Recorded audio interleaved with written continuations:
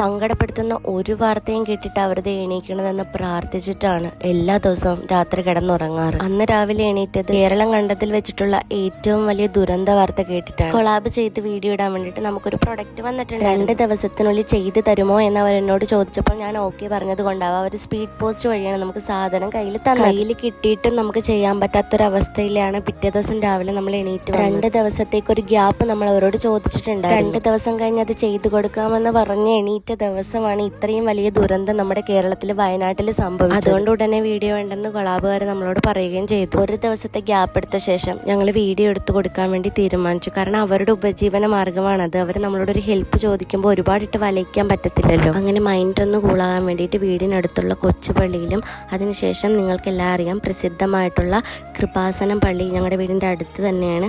അവിടെയും പോയിട്ടൊന്ന് മെഴുകുതിരി കത്തിച്ച് പ്രാർത്ഥിച്ചു. ഒരുപാട് നാട്ടിലുള്ള ആൾക്കാർ വന്നിട്ട് ആഗ്രഹം സാധിക്കാൻ വേണ്ടിയിട്ട്